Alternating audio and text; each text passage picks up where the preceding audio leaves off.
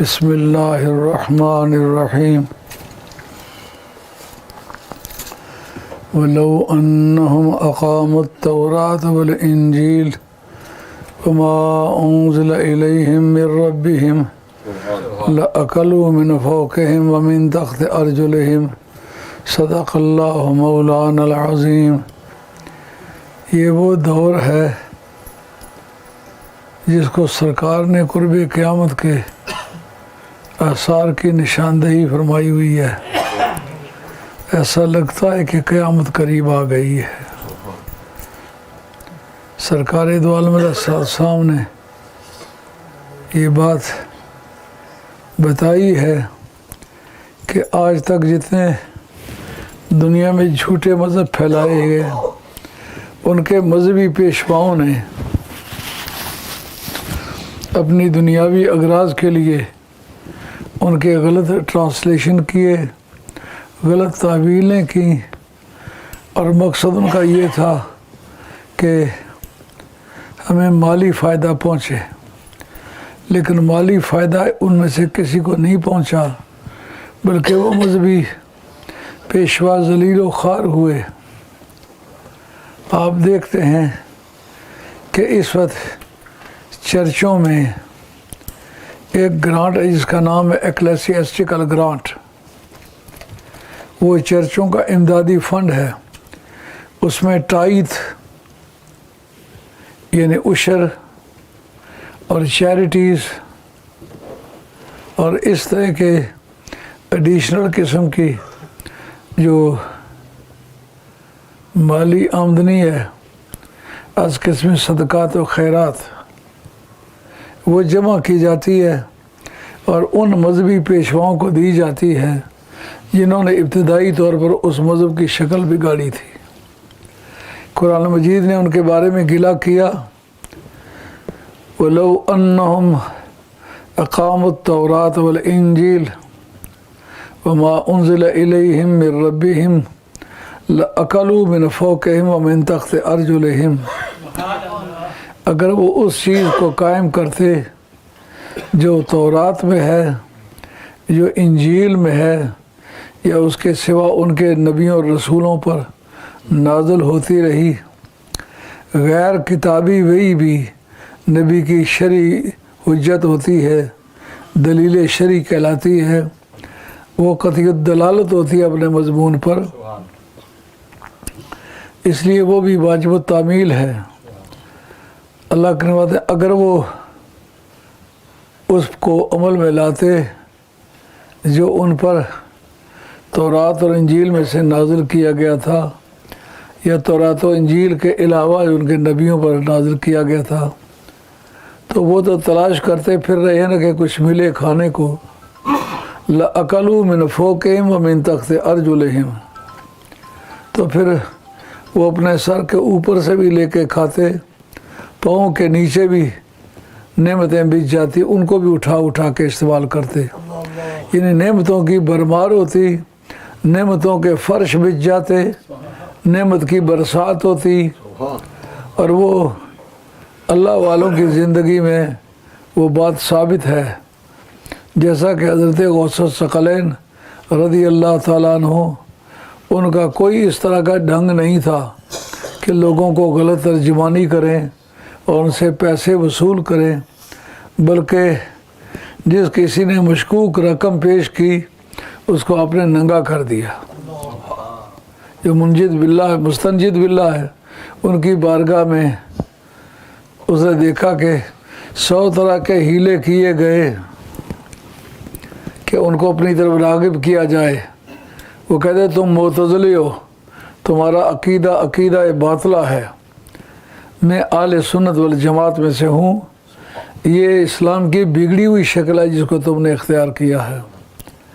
معتزلہ ایک ایسا مذہب ہے کہ واصل بن عطا نے حضرت امام جعفر صادق رضی اللہ تعالیٰ عنہ کی ذات پاک کے پاس، یہ میر منشی تھا، اس سے کسی نے مسئلہ پوچھا کہ اگر کوئی آدمی بدی کرے تو اس کی نیکیاں باطل ہو جاتی ہیں؟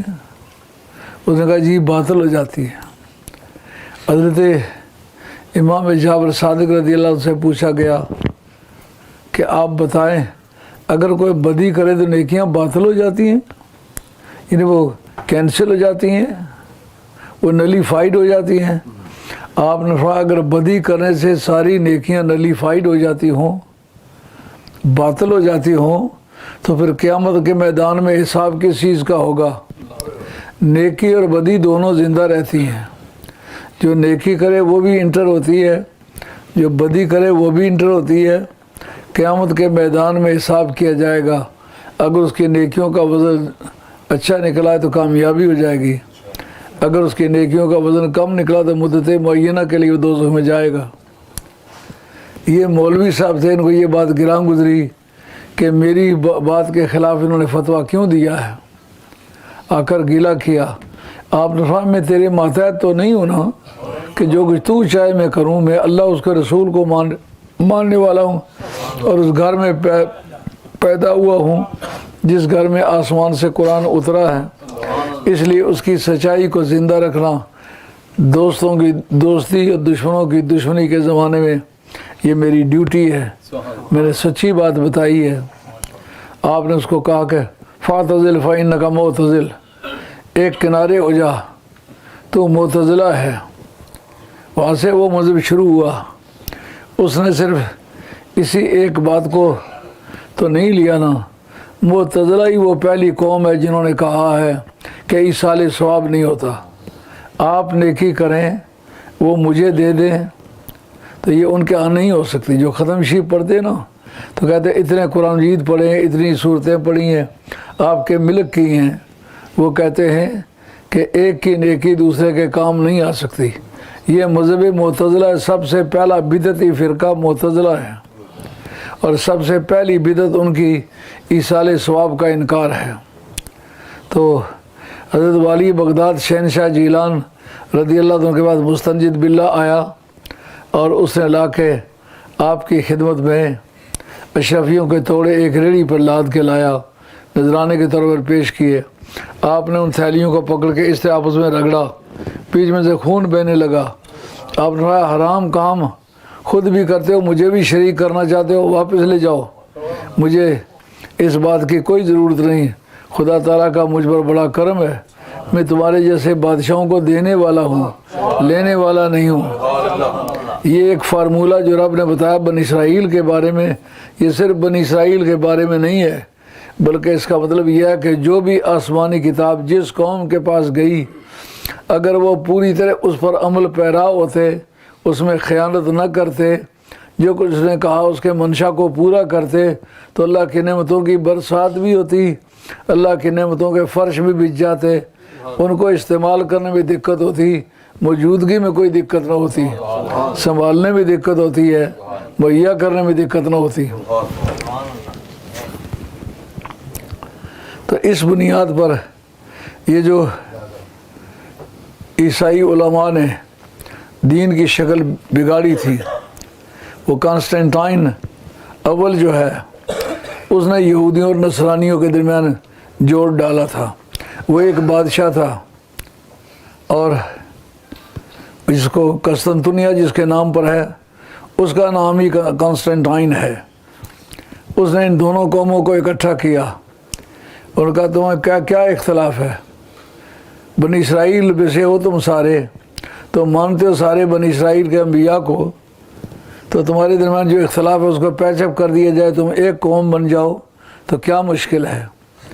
जिनको कल तक वो कहते थे कि ये अपने बाप का बेटा नहीं, इसका बाप ही कोई नहीं है, इसलिए नाजायज़ बेटा है, आज इस वक्त उन्होंने वेट देखा तो उनका हम इसके लिए तैयार हैं कि हम इकट्ठे हो जाए। लेकिन कोई जो तकद्दुस का दिन है, इबादत का दिन है, वो कौन सा हो। हज़रत ईसा अलैहिस्सलाम की विलादत जुमे को हुई है, इसलिए आज तक ईसाई जुमे वाला दिन फ़िश एंड चिप्स बतौर रस्म दीन के वो इस्तेमाल करते हैं। इनका जुमा मुक़द्दस दिन था और यौम सब्त जो है मछलियाँ पकड़ने की ममानत हुई थी इबादत खुदाबंदी की वजह से, तो वो उनका दिन था। जो इनको एक दूसरे पर मुतफ़िक करना चाहा, ये कहते हैं ये यहूदियों का दिन है, हम इस पर राज़ी नहीं होते। وہ کہتے یہ کرسچن کا دن، ہم اس پر راضی نہیں ہوتے۔ انہوں نے کہا پھر ایسا کرتے ہیں، اتوار رکھ لیتے ہیں۔ جو بادشاہوں کی مرضی پر دین ہوتے ہیں ان کی شکلیں اس طرح بگڑتی ہیں۔ عیسیٰ علیہ السلام کے آسمان پر جانے سے 313 برس بعد تک وہ جو دوسری بائبل آف بارناباس ہے وہ ان کی کینونیکل بک رہی ہے۔ یہ بات ان کی ساری ہسٹری نے تسلیم کی ہے۔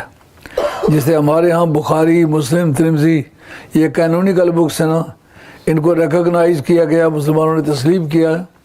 اسی طرح ان کی بائبل آف بارناباس 313 برس تک لگاتار، اور میرے پاس ریکارڈ موجود ہے، ضرورت پڑے تو پیش کر سکتا ہوں۔ اور یہ بات جو ہے نا بٹانیکا، ان کی انسائکلوپیڈیا، وہ میرے پاس موجود ہے۔ اکیلی وہ کتاب 12,000 پاؤنڈ کی آتی ہے۔ اب دیکھیں، میں نے 12,000 پاؤنڈ کی کوئی چیز، میں نے آپ کے سامنے بیگانے مکان میں رہا ہوں یا اس دارالعلوم کے کمرے میں رہا ہوں، اگر 12,000 پاؤنڈ میں کسی جگہ ڈپازٹ کے طور پر دے کے مکان خریدتا تو خرید سکتا تھا۔ میں نے کہا پہلے دین کی حفاظت کریں گے، پھر جو اللہ کو منظور ہوگا۔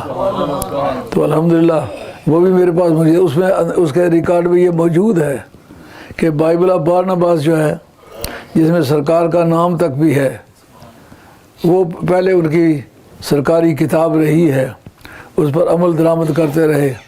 لیکن جس وقت ان کا آپس میں سمجھوتا ہوا، ان کا جناب ہم نے اسے جو تورات کے ترجمے تفسیریں ہیں، انہیں بیبلونین تلمود جو ہے اس کو ہم نے اولیت دی، اس کی بھی بگڑی ہوئی شکل ہے، اس کی بھی شکل کو بگاڑو تو پھر ہم اکٹھے ہو سکتے ہیں۔ انہوں نے جناب 66 کتابیں، بائبل ایک کتاب کا نام نہیں، 66 کتابوں کے نام ہیں۔ آج دیکھ لو، اگر یہودی کو ہوائی اڈے پر دیکھو، کروڑوں روپے کا مالک ہے، مگر جس طرح چور کتا ہوتا ہے، اس طرح میں ایک مرتبہ امریکہ گیا تو ایک سفید داڑھی والا یہودی ایک یہودن لڑکی کلرک کے پاس کھڑا، اس سے اس طرح کی جنسی باتیں کرتا ہے کہ صاف پتہ چلتا ہے کہ یہ بے ایمان آدمی ہے، کسی مذہب کا بھی ہو، لیکن بدچلنی کی باتیں کرنے کی تو کسی کو اجازت نہیں ہے۔ کوئی سا مذہب ہو، کوئی مذہب بھی بدچلنی کی اجازت نہیں دیتا۔ جس کا نام مذہب ہے نا، نہ وہ بدیانتی کی اجازت دیتا ہے، نہ وہ بدچلنی کی اجازت دیتا ہے۔ گناہ کسی مذہب میں مباح نہیں ہے۔ جنہوں لوگوں نے مذہب اختیار کر کے گناہ کیے ہیں، انہوں نے سینہ زوری کی ہے، انہوں نے بدیانتی کی اپنے دین میں۔ تو میں دیکھا کہ جب چور نہیں ہوتا، وہ چور کی طرح کھڑا ہے، چور کی طرح باتیں کر رہا ہے، میں سمجھ گیا کہ اس کا ضمیر مجرم ہے، اس لیے باتیں ہماری طرح نہیں کر سکتا جس سے ہم ہر ایک سے باتیں کر سکتے ہیں۔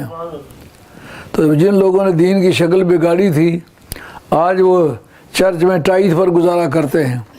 جب انگریز ہندوستان میں گیا تو اس وقت انہوں نے ہمارے مذہبی پیشواؤں کو بھی دیکھا کہ ان میں بکاؤ مال موجود ہے، تو پھر انہوں نے اس ٹائٹ میں سے ان کو بھی حصہ دیا۔ اس کا نام ہمارے کانسٹیٹیوشن میں یہ بات موجود ہے، ایکلیسیاسٹیکل گرانٹ سے انہوں نے پیسے دیے، اسے ایسے چلتے پھرتے اسپتال بنائے، گشتی دواخانے بنائے، اسے چھوٹے چھوٹے اسکول بنائے، اور مولویوں کو انہوں نے ججوں کے ساتھ بٹھایا بطور ایڈوائزر کے، لیکن ایڈوائزر نہیں تھے وہ، ان بیچارے گرائی کی ہوئی نہیں تھی۔ لیکن جس وقت قاضیوں کو کہا قاضی صاحب آپ بھی جج ہیں، قاضی کے معنی ہی جج کے ہیں، وہ راضی ہو گئے۔ جنہوں نے اسلام کی ترجمانی کرنی تھی وہ انگریز کے ہاتھوں بک گئے، اور ایکلیسیاسٹیکل گرانٹ سے انہیں پیسے دیے جانے لگے۔ رفتہ رفتہ جب دیکھا کہ لوگ پابند ہو گئے، لوگوں سے لکھواتے کہ فیصلہ شریعت کے مطابق کریں یا قانون رواج کے مطابق کریں، یہ اپلیکیشن میں یہ بات لکھتے تھے۔ اس کا نقصان یہ ہوا جب مسلمانوں نے دیکھا کہ یار قانون رواج کے مطابق ہمیں کچھ فائدہ پہنچ جاتا ہے، یعنی وراثت کا قانون ہے، بیٹی کو بھی حصہ دیا جاتا ہے، بعض हालात में बहन को भी हिस्सा मिलता है और माँ को भी हिस्सा मिलता है। उनको कहा गया कि कानूनी रिवाज के मुताबिक चाहते हो या कानूनी शरीयत के मुताबिक। अब मौलवी साहब इस इंतज़ार में कि कोई लिखे कि कानूनी शरीयत के मुताबिक तो फिर मेरी राय इस्तेमाल हो। अब लोगों ने जब देखा कि मेरी जायदाद है वो 20 जगह तकसीम हो रही है, मेरे पास तो चंद कनालें रह जाती है, चूँकि हमारा मुल्क एग्रीकल्चरल कंट्री थी, इसलिए वो इस लालच में आके हर एप्लीकेशन में आके कानूनी रिवाज के मुताबिक फ़ैसला चाहता हूँ। अब काजी साहब जहाँ बैठे हुए हैं वहीं बैठे रहे। एक मुद्दत के बाद जब लोग आदी हो गए जजों के और सरकारी मजिस्ट्रेटों के, उस वक्त मौलवियों साहब को घर भेज दिया। अब वो जनाब जो वक्त बोलने का था उस वक्त बोल नहीं सके। अब अंग्रेज़ के ख़िलाफ़ अगर बोलते हैं तो सुने कौन कि तुम एक सदी के करीब तक तो खामोश रहे हो, अगर ये गलत थे तो उस वक्त पर क्यों नहीं बतलाया। न जनाब काजी रही न अदालती इख्तियारात रहे। अब जहाँ बैठे हुए थे सिर्फ काजी कहलाए जाओ, जुमरात की रोटियाँ खाए जाओ। जिस वक्त कोई आदमी अल्लाह के कानून को पीठ दिखाता है तो जैसा क्रिश्चियन के मजहबी पेशवा वो टाइथ पे, चैरिटी पे, सदकात खैरात पे गुजारा करने लगे, उनको चर्च की एक्लेसियास्टिकल ग्रांट से तनख्वाहें दी जाने लगी। आज तक उनका जो कोई मजहबी पेशवा इनके सियासी मामलात में दखल दे सकता है, कानून में दखल दे सकता है, कॉन्स्टिट्यूशन में शोर मचा सकता है? क्यों? बिके हुए की कीमत कुछ नहीं होती। एक मरतबा बिक जाए, शख्सियत एक मरतबा बिकती है, 10-12 मरतबा नहीं बिक सकती। तो जिन्होंने अपनी शख्सियत को किसी वक्त बेचा उनकी राय हमेशा के लिए ख़त्म हो गई। आज जनाब चर्चों में हर तरह की बदकारी हो रही है। चर्च जो है वो अय्याशी का अड्डा बन चुके हुए हैं, लेकिन उनके प्रीस्ट जो हैं उसमें खामोश हैं, क्योंकि एक मुद्दत से जो उन्होंने पैसों के लिए खामोशी इख्तियार की, उनके मुँहों पर मोहर खामोशी लगी हुई है। कुरान कहता है लौ अन्नहुम अक़ामुत तौरात वल इंजील वमा उन्ज़िला इलैहिम मिन रब्बिहिम लअकलू मिन फ़ौक़िहिम व मिन तहति अर्जुलिहिम। क़ुर्ब क़यामत के जो आसार हैं उनमें सरकार ने ये भी फरमाया है कि लोग क्या करेंगे, यफ़अलून मा ला युमरून, काम वो करेंगे जिसके करने का उन्हें हुक्म नहीं दिया जाता। यफ़अलून मा ला युमरून, वो काम करेंगे जिनका उन्हें हुक्म नहीं दिया जाता। और यक़ूलून मा ला यफ़अलून, और कहेंगे वो बात जो खुद नहीं करते। कि जो फार्मूला कुरान ने बतलाया, जिस कौम की तरफ जो किताब आसमान की तरफ से आई है, जब से लेकर उस कौम ने उसकी पैरवी की है, अल्लाह की नेमतों की बरसात होती रही है। जब उसके ख़िलाफ़ काम किया है तो फिर हर एक के लिए मोहताज हो गए। वो सरकार बगदाद का नमूना एक काबिल तकलीद नमूना है। आपको सुल्तान संजर ने ख़त लिखा कि अगर आप मेरे दरबार में आएँ तो मैं आपको एक जागीर दूँगा और माना वजीफ़ा दूँगा, और ये लिख के दूँगा कि आपके लंगर का सारा ख़र्चा हमेशा मैं दिया करूँगा, और जो आमदनी होगी वो एक्सक्लूसिवली बिला शिरकत गैर वो आपकी मिल्कियत होगी। आपने जब वो ख़त पढ़ा तो आपने उसकी पुश्त पर इसने उल्टा के लिखा। अब उसका वो मज़हबन शिया था, उसका झंडा काला था। आप फरमाते हैं चूँ चतरे संजरी रुखे बख्तम सियाबाद। आप कमाल दर्जे के शायर भी हैं, लेकिन आपकी मैटरनल लैंग्वेज पर्शियन है, इसलिए शायरी कभी अरबी में करते हैं कभी फ़ारसी में करते हैं। चू चतरे संजरी रुखे बख्तम सियाबाद जुज़ फ़क्र अगर बवद हवसे मुल्क संजरम। खुदा करे मेरी तकदीर भी उसी तरह मुँह काली हो जिस तरह तेरा झंडा मुँह काला है। अगर दरवेशी के सिवा कोई चीज़ मेरे पहलू में जन्म ले तो खुदा करे मेरी तकदीर का मुँह काला हो। जांगा के खबर याफ़तम अज मुल्क नीम शब सद मुल्क नीम रोज भैया के जो नामी खारा हूँ। फिर जब से लेकर आधी रात की हुकूमत का मुझे पता चला है, तो कहते हैं जागीर दूंगा, जागीर न दे पूरा मुल्क दे, और ऐसा मुल्क पूरे जोबनों पर हो, वो एक ना हो 100 हो। मेरी हुकूमत का एक जो मांगे तेरा 100 लेके जाओ ना दूं। मज़ा आया ना मुसलमान होने का, अकीदे की सेहत का। लोग हमें सुन्नियत बताते फिरते हैं, यार तुमने खुमैनी का जनाजा पढ़ा, सुन्नियत तुम्हें याद ना रही, और हलवा खा के आए, वह मीठा लगा तुम उसके मिठाई में, अपनी सुन्नियत याद ना आई। पैसे लेके आए, मकान ख़रीदे, सुन्नियत याद ना आई, 40वें पर फिर गए। इसका मतलब यह है कि तुमने उसकी तायीद के लिए मज़ीद इक़दाम किया कि फिर कुछ पैसे मिल जाएंगे, वो लेके आए, अपने बाल बच्चे पर खर्च किए, फिर सुन्नी के सुन्नी हो। सुन्नी तो उसे कहते हैं, बादशाह कहता है मेरे पास आओ। कहते हैं कि अगर तेरा मुल्क पूरे जोबनों पर हो, एक ना हो 100 हो, वो 100 दे के मुझसे जौ मांगे तो मैं अपनी हुकूमत का एक जौ दे के तुमसे 100 ना लूँ। और ख्वाजा उबैदुल्ला अहरार रहमतुल्लाह अलैह जो आरफ जामी मुल्ला नूरुद्दीन अब्दुर्रहमान जामी, आपका नाम है मुल्ला नूरुद्दीन, 898 में आपका विसाल हुआ है। कमाल दर्जे का आशिक रसूल है। सरकार की बारगाह में आया करते थे तो सरकार को कहते अस्सलातु वस्सलामु अलैका या सय्यदी या रहमतल लिल आलमीन। कब्र से जवाब आदि वालेकुमुस्सलाम या सिराजा उम्मती। बखैर आमदी, मादरत से गुना बूद, खैरियत से आए हो, अम्मा का क्या हाल है। वापस जाते वक्त कहते अस्सलातु वस्सलामु अलैका या रहमतल लिल आलमीन। जवाब मिलता वालेकुमुस्सलाम या सिराजा उम्मती, सलामत रवी और बाज आई। सलामती से जाओ और खैरियत से वापस आओ। आखिरी मरतबा सलाम किया, जब आखिरी मरतबा आए तो सलामत रवी आवाज़ आई, बाज आई कि आवाज़ ना आई, गश खा के गिरे कि आज मेरा ज़िंदगी का आखिरी दिन है जब सरकार की बारगाह में मेरी हाज़िरी हो रही है, इसके बाद आना मेरे मुकद्दर में नहीं है।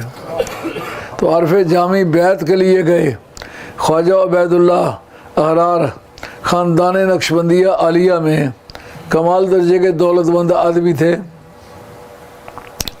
तो उनके पास गए, देखा सोने की जंजीरों से घोड़े बंधे हुए हैं, और आपके जो गाँव तकिए हैं उनके साथ जो डोरियां पड़ी हुई हैं वो सोने की पड़ी हुई हैं। आप बेजार हुए कि एक इतना दौलतमंद आदमी वो खुदा का पसंदीदा कैसे हो सकता है। आप वहाँ से निकलते वक्त कहते हैं नमर दस्तां के दुनिया दोस्त दारद, नमर दस्तां के दुनिया दोस्त दारद। आप आए, घर आके सो गए, देखा क़यामत का मैदान है। एक आदमी आ गया जो आपका कर्ज खा था, उसने आपसे आके कहा जामी वो इतने पैसे जो मेरे देने निकालो।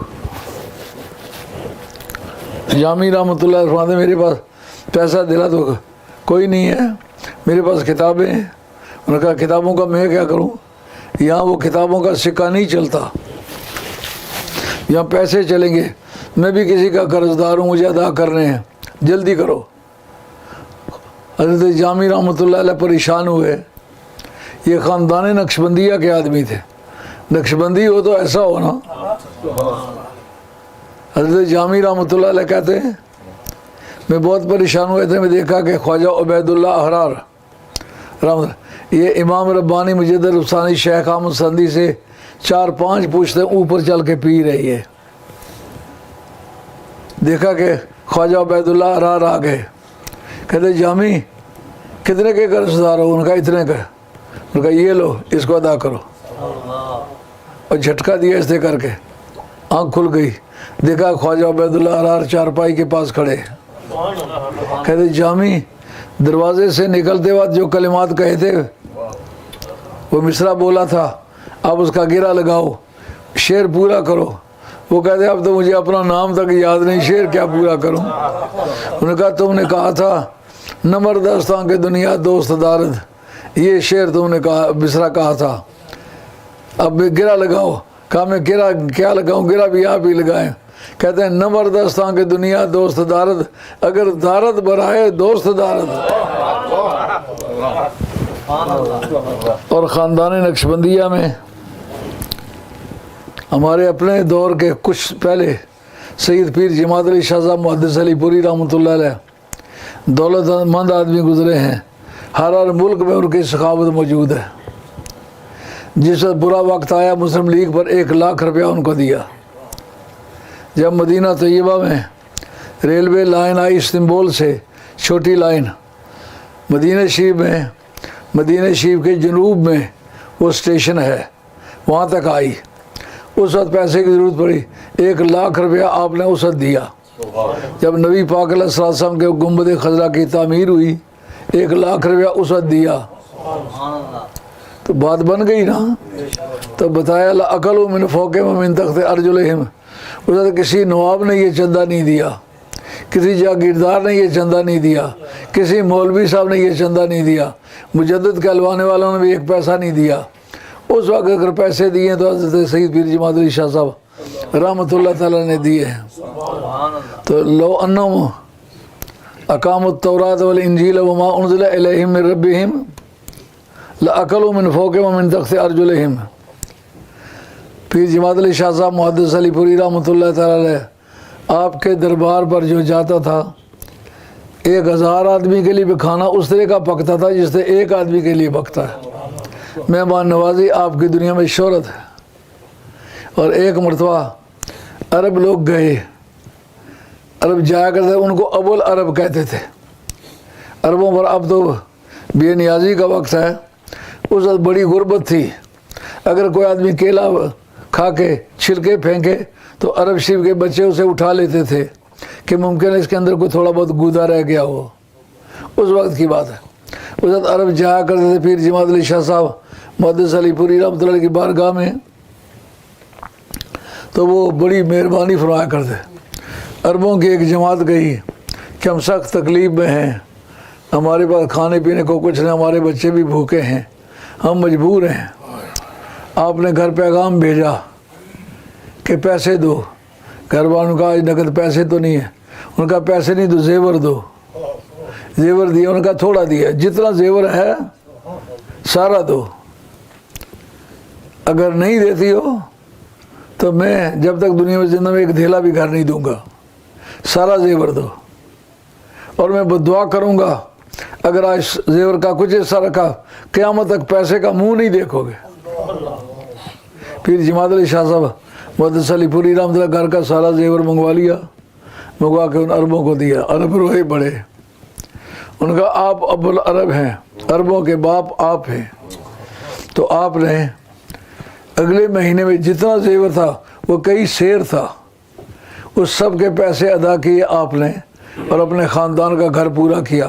ان کا یہ لو جو تم سے میں نے زیور ادھار لیا یہ اس کے پیسے، بنا لو اپنا زیور. تو جتنا دیا تھا اسے دگنا کر کے بنا لیا. اب پھر جماعت علی شاہ صاحب رحمۃ اللہ کو کیا پتہ ہے سونے کا ریٹ کیا ہے اور وہ اس کے کتنے پیسے بنے تھے. تو گھر والی صاحبزادیوں نے دگنا زیور بنا لیا، لیکن 1 مہینے کی آمدنی سے. لَأَكَلُوا مِنْ فَوْقِهِمْ وَمِنْ تَحْتِ أَرْجُلِهِمْ. اللہ حضر قیاس دربار عالیہ گولڑا شریف دیکھے. اس وقت پورے ملک میں جو بڑے سے بڑے دولت مند ہیں ان میں سے ایک دربار عالیہ گولڑا شریف کے لوگ ہیں.